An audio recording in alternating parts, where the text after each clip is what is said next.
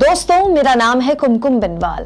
देश का शायद ही कोई राज्य होगा जहां कॉन्ट्रैक्ट में भर्तियां नहीं होती हैं। पहले जल्दबाजी में कम सैलरी में अलग अलग विभागों में सरकार कॉन्ट्रैक्ट में भर्तियां करती है, फिर सालों तक वो कर्मचारी उसी सैलरी पर काम करते रहते हैं, उनकी नौकरी भी पक्की नहीं होती है। ठेके पर सरकारी भर्तियों में बड़ा शोषण, इससे ज्यादा बुरा और कुछ नहीं हो सकता। हिंदी पट्टी के ऐसे कई राज्य हैं जहां ऐसे कर्मचारियों के आंदोलन की खबरें आती रहती हैं, खासकर चुनाव के वक्त। लेकिन इन सब के बीच एक राज्य के मुख्यमंत्री ने एक ऐसा फैसला लिया है जो तमाम राज्यों के मुख्यमंत्रियों के लिए एक मिसाल है। दोस्तों, ओडिशा के मुख्यमंत्री नवीन पटनायक ने दिवाली से पहले अपने राज्य के कॉन्ट्रैक्ट के कर्मचारियों को गिफ्ट देते हुए 57,000 कॉन्ट्रैक्ट पे काम करने वाले कर्मचारियों को परमानेंट करने का ऐलान कर दिया। और सुनिए, नवीन पटनायक ने ऐलान किया है कि ओडिशा में अब ठेके पे कोई भर्ती कभी नहीं होगी। दोस्तों, ये फैसला ओडिशा सरकार पर 1,300 करोड़ रुपए का एक्स्ट्रा बोझ लगाएगा। फिर भी सीएम ने फैसला लिया, जो कि ऐतिहासिक है। नवीन पटनायक दोस्तों देश के उन कुछ चुनिंदा मुख्यमंत्रियों में से हैं जिनके ना तो आपने कभी अखबारों में बड़े बड़े एड्स देखे होंगे, ना ही टीवी में उनके लंबे चौड़े भाषण आपने देखे होंगे, क्योंकि वो विज्ञापनों पे पैसा नहीं खर्च करते।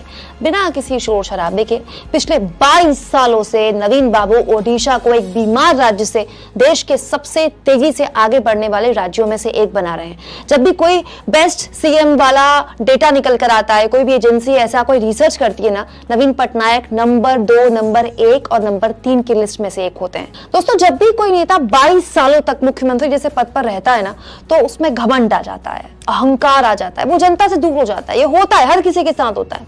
लेकिन नवीन पटनायक ने ऐसे किसी अवगुण को खुद को छूने भी नहीं दिया। क्या आप जानते हैं, नवीन पटनायक शायद देश के इकलौते ऐसे मुख्यमंत्री हैं जो अपनी राज्य की भाषा नहीं बोल सकते, नहीं आती उनको बोलनी, लेकिन उससे ऊपर जाकर नवीन पटनायक ने अपने राज्य के लोगों के मन की बात समझी और पूरी तरह से कॉन्ट्रैक्ट भर्ती ही अपने राज्य में खत्म कर दी।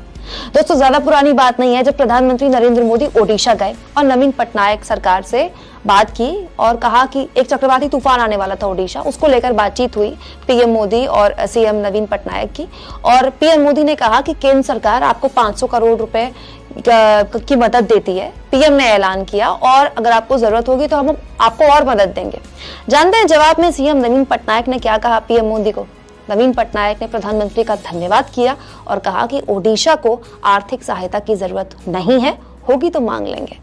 दोस्तों, अपने राज्य में कॉन्ट्रैक्ट पर काम करने वाले कर्मचारियों को जितना पैसा खर्च करके नवीन पटनायक ने नियमित किया है ना, उतना तो हिंदी पट्टी वाले राज्यों की सरकारें अपने प्रचार में चैनलों और अखबारों में बांट देती है।